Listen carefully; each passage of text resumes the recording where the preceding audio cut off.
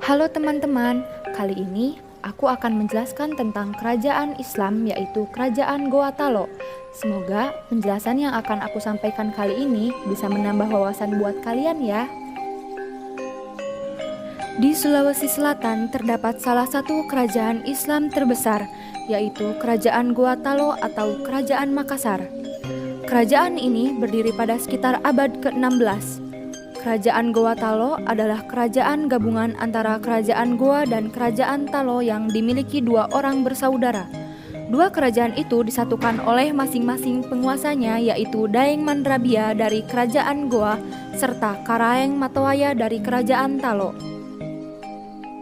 Letak wilayah inti kerajaan ini berada di daerah Kabupaten Goa, Sulawesi Selatan. Nah, ada yang udah tahu belum nih siapa raja terbesar di Kerajaan Goa Talo? Raja terbesar Kerajaan Goa Talo yaitu Sultan Hasanuddin. Beliau adalah salah satu pahlawan nasional Indonesia yang dijuluki dengan sebutan Ayam Jantan dari Timur. Selanjutnya, aku akan membahas tentang kehidupan politik Kerajaan Goa Talo. Kerajaan Goa Talo menerapkan sistem politik monarki yang mana semua keputusan dan kekuasaan dipegang penuh oleh pemimpin. Para pemimpin berusaha mempertahankan politik serta kekuasaannya dengan berusaha mengislamkan para calon pemimpin di seluruh wilayah Sulawesi Selatan. Kehidupan sosial budaya Kerajaan Goa Talo.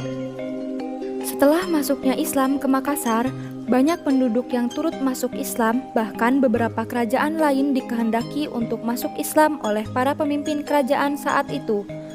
Norma-norma sesuai dengan agama Islam merupakan pedoman hidup masyarakat dan juga kerajaan sehingga nilai tersebut dijunjung amat tinggi.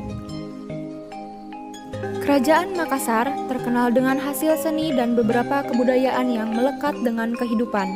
Masyarakat yang terbiasa gotong royong berhasil membangun perahu pinisi nan megah serta lambo. Hasil karya seni lainnya yaitu seni dalam bidang tarik suara, sastra, seni bangun, dan lain-lain.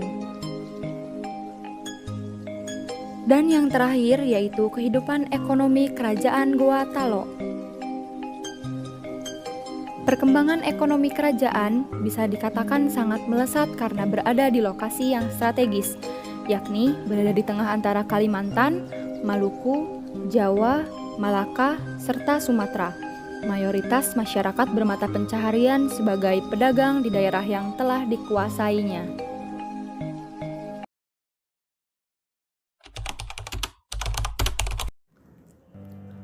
Lalu, apa sih yang menyebabkan keruntuhan Kerajaan Goa Talo?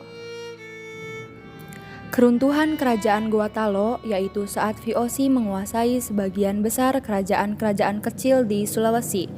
Sultan Hasanuddin berupaya melawannya, namun penjajah berusaha menambah pasukannya dan membuat kubu Goa melemah dan terdesak.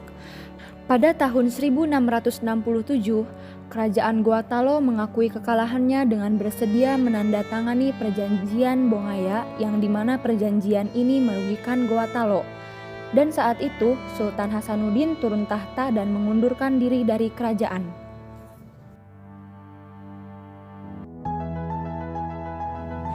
Dan ini adalah peninggalan-peninggalan dari Kerajaan Goa Talo. 1. Istana Bala Lompoa. Bala Lompoa merupakan istana yang pernah menjadi hunian para Raja Goa. Istana Bala Lompoa terletak di kota Sunggu Minasa. Saat ini Bala Lompoa sudah menjadi situs budaya Indonesia. 2. Istana Tamalate. Selain Bala Lompoa, ada juga Istana Tamalate sebagai jejak peninggalan dari kejayaan Kesultanan Goa yang juga berlokasi di kota Sunggu Minasa. 3. Masjid Katangka. Masjid Katangka atau saat ini disebut Masjid Al-Hilal adalah salah satu masjid tertua di Sulawesi Selatan yang dahulunya adalah Masjid Kesultanan Goa. 4. Benteng Somba Opu.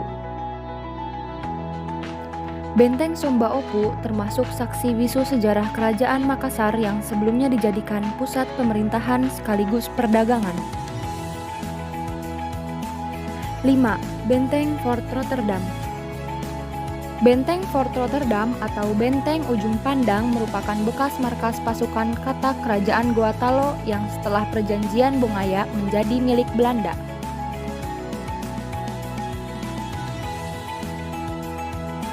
Itulah sejarah dan jejak peninggalan Kerajaan Goatalo. Semoga video ini bisa dipahami dan bermanfaat untuk kalian ya. Terima kasih.